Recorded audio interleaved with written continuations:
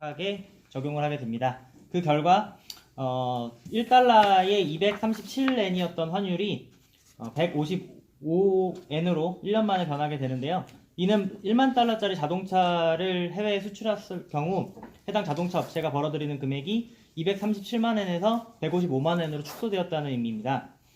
그에 따라서 생산 설비의 해외 이전, 말하자면 산업 공동화의 현상이 사실상 시작되었고 1980년대 들어서 처음으로 수출 무역 흑자가 감소하기 시작했습니다. 또한 GDP 증가율 역시 85년 5.4%에서 86년 2.6%로 급격하게 하강한 것을 확인할 수 있습니다. 네, 플라자 합의로 환율이 올라가면서, 그러니까 엔화 가치가 올라가면서 부동산 주식 시장을 과열시키게 되는데 여기에 저금리 정책이 결정적인 역할을 하게 됩니다.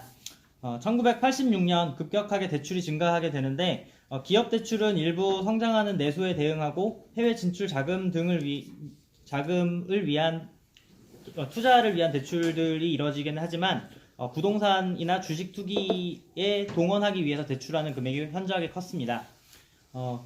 그림 2-1을 보시면 2000년을 100으로 했을 때 일본 연도별 일본의 집가 지수와 주가 지수라는 그래프가 나오는데요. 그래프를 직접 보지 않다라고 하더라도 얼핏 그림 보시면 2-1은 책에 있는 거죠? 네. 네. 어떤 모양으로 생겼냐면 얼핏 보면 정규분포처럼 생겼습니다. 91년 피크를 집가와 상업지 집가 그리고 니케이 지수가 치고 있고 이것을 2000년은커녕 현재까지도 복구하지 못하고 있습니다. 64페이지입니다. 예. 61페이지. 아, 책이 다릅니다. 저는 또 전자책이어서 네, 오케이. 그래서 81년을 그러니까 2000년을 100으로 했을 때 81년에는 73.55 정도의 수치를 기록했었던 집가가 91년에는 무려 285.3이 되지만 2000년에 다시 100으로 변한 것을 확인할 수 있습니다. 반면 미국은 2008년 금융위기 2008년 금융위기 수준을 현재 회복한 상태입니다. 한국은 전반적인 우상향으로 양호한 그래프를 보이는데 버블 붕괴 이후 일본처럼 과도한 부채가 기업을 옥죄는 괴로움은 없을 것으로 봅니다. 참고로 미국의 그래프는 2-2, 한국의 그래프는 2-3에서 확인하실 수 있습니다. 네. 결국 이 충격으로 일본은 버블에 빠지게 됩니다. 87년에서 90년 연평균 5.6%의 GDP 증가를 이루어내긴 하지만 물가 상승률은 플라자 합의 전까지 2.3% 정도 그리고 환율 상승에 따른 엄청난 물가 하락이 이어집니다.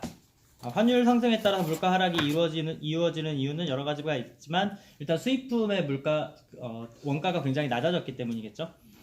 또한 경제활동 인구도 버블기에는 계속 증가를 하면서 실업률도 일단 2.1%에서 3%로 안정적인 것으로 보이게 됩니다. 문제는 이제 버블이 붕괴되었을 때 상황이었는데요. 2000년대 중반 미국이 버블 붕괴, 흔히 닷컴 버블이라고 불리는 미국의 버블 붕괴와 굉장히 닮은 꼴이었습니다. 금리 인하로 시작해서 금리 인상으로 버블이 붕괴하게 됩니다.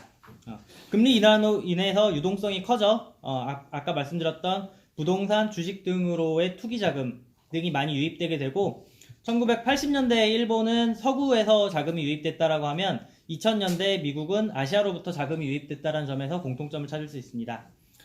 당국이 버블을 감지하고 금리를 인상시켰는데 일본은 이런 금리 인상을 89년에 미국은 2004년에 진행하게 됩니다.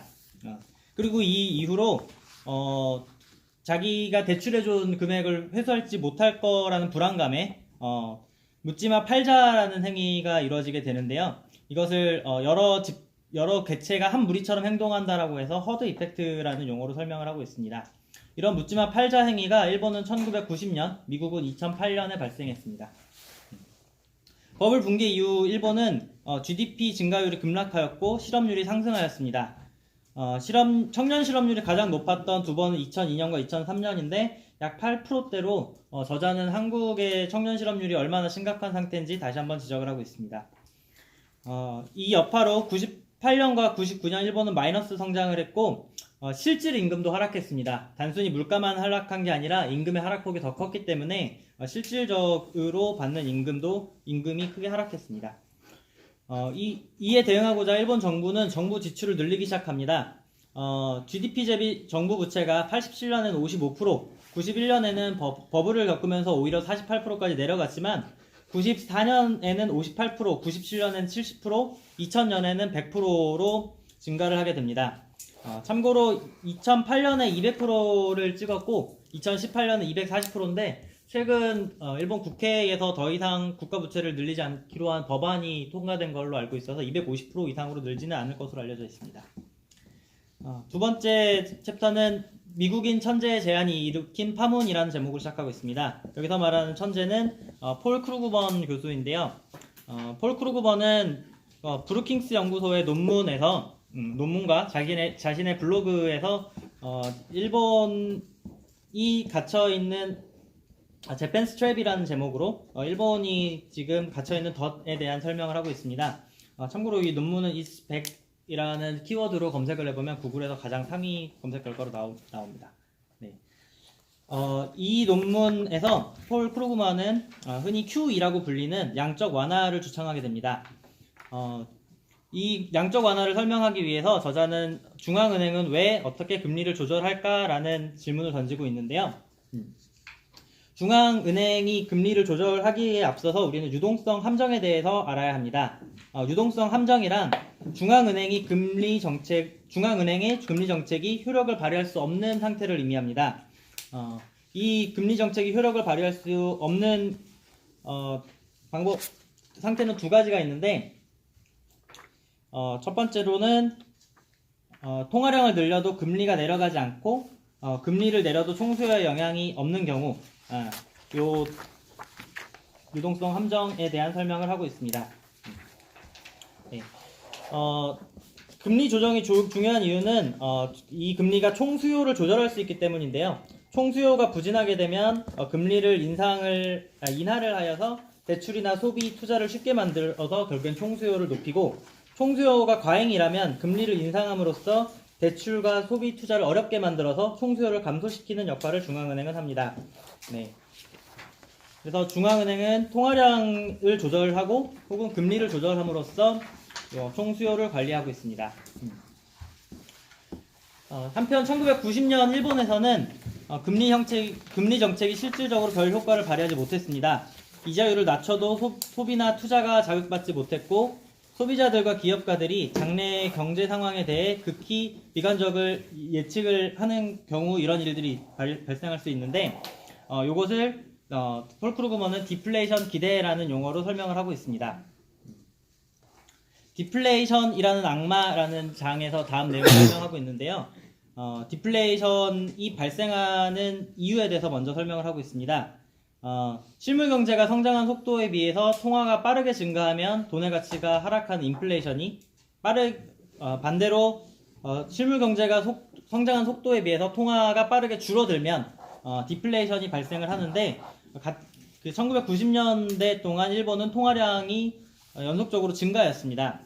그렇기 때문에 단순히 통화량의 감소만으로 일본이 겪은 디플레이션을 설명할 수 없고, 왜 디플레이션이 일어나는지에 대한 학자들의 논쟁이 시작됩니다.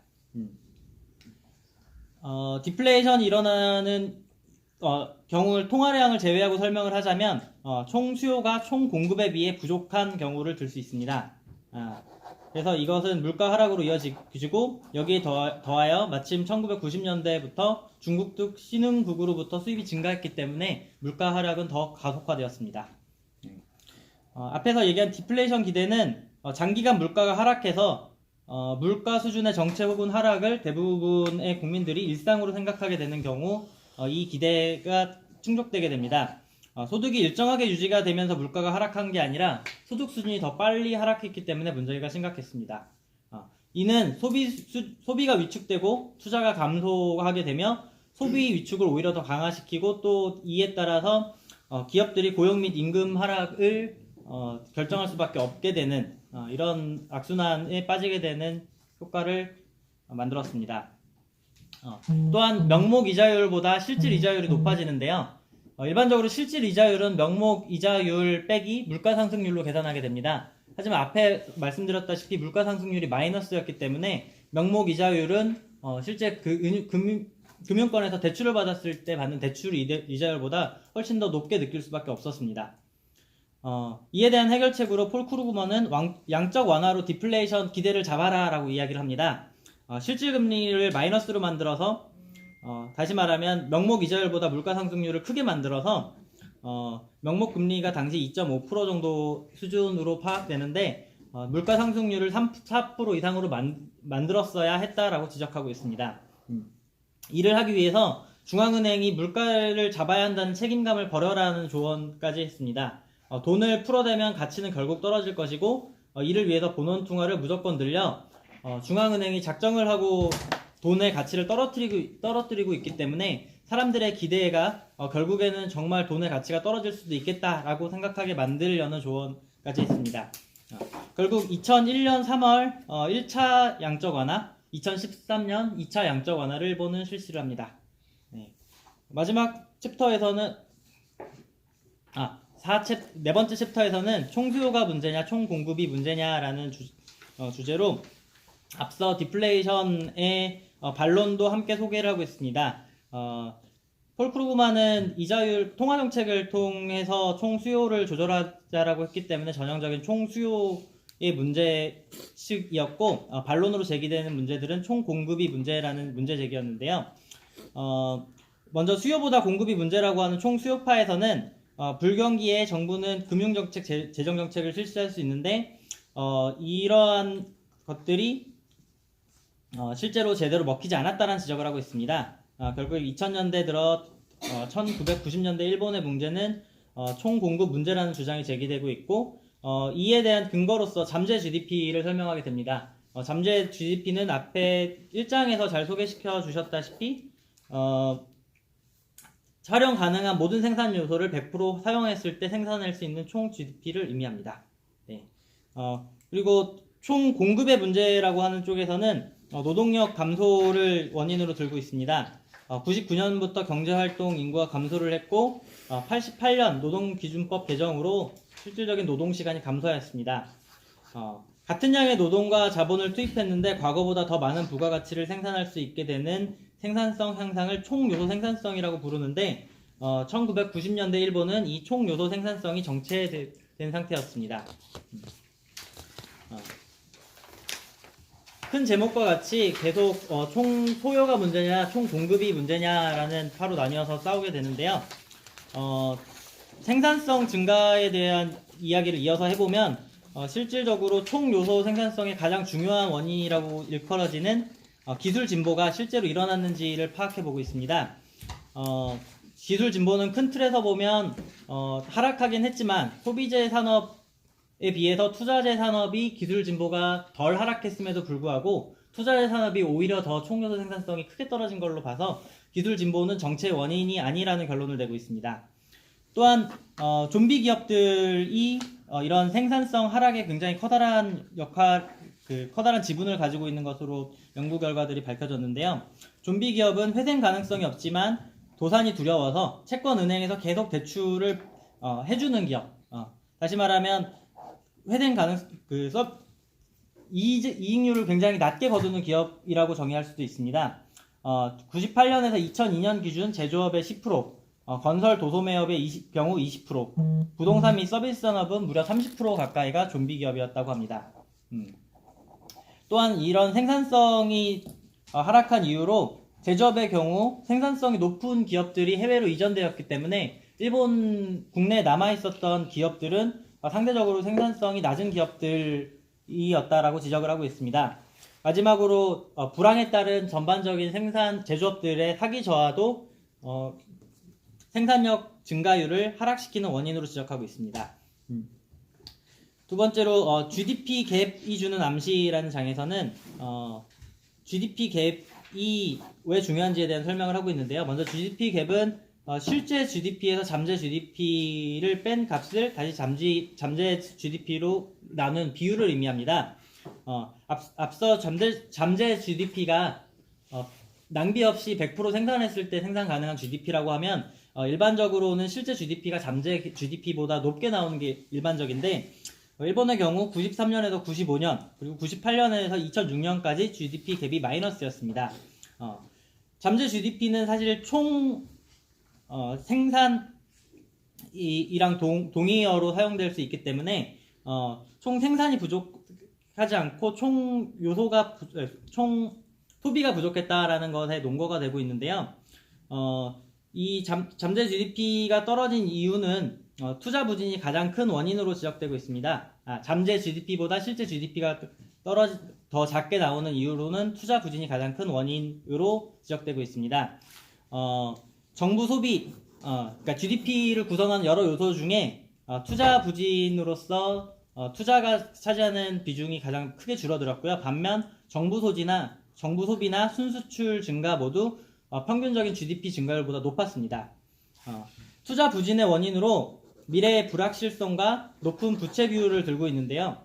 버블기의 기업들의 평균 부채 비율은 400%대였습니다. 현재 150%고 400%대 부채 비율은 IMF 이전 한국 기업들이 가지고 있었던 수치와 비슷합니다. 한국 기업들도 역시 현재는 140% 미만을 유지하고 있습니다.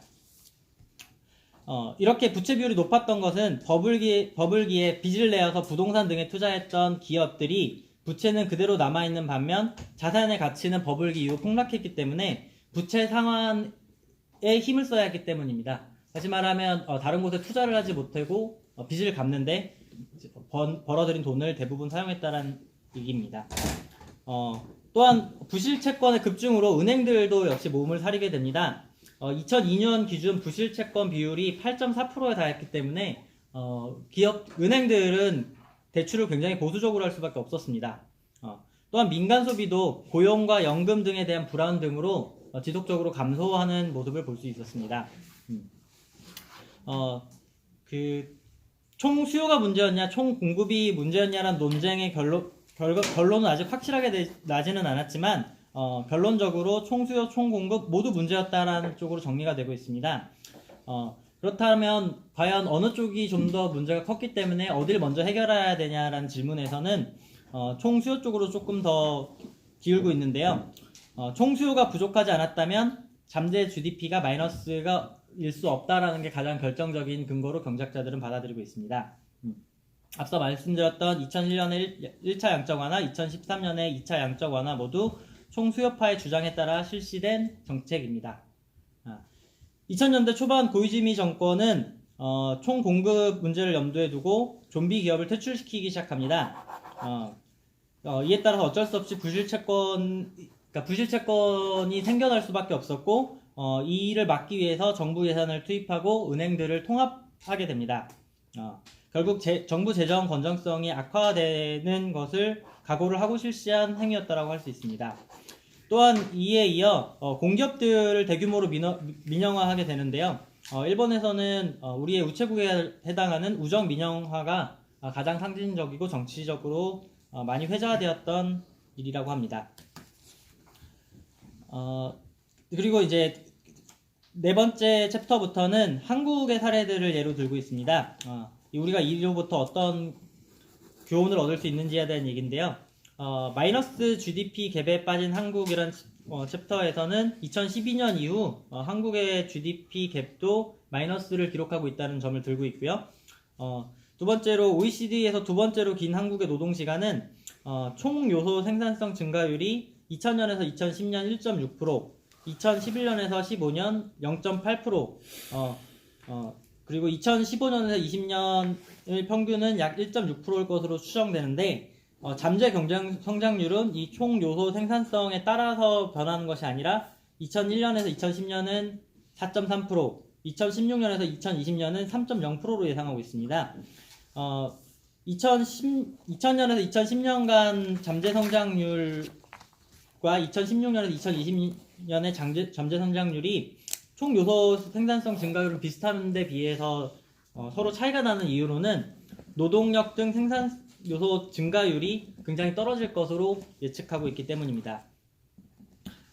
이는 그 잠재 성장률을 구성하는 요소가 총 요소 생산성과 노동력 등 생산 요소 투입률이라고 본다라고 하면 총 요소 생산성보다 오히려 그 노동력 등 생산 요소 증가율이 더 큰 영향을 미친다라는 의미인데요.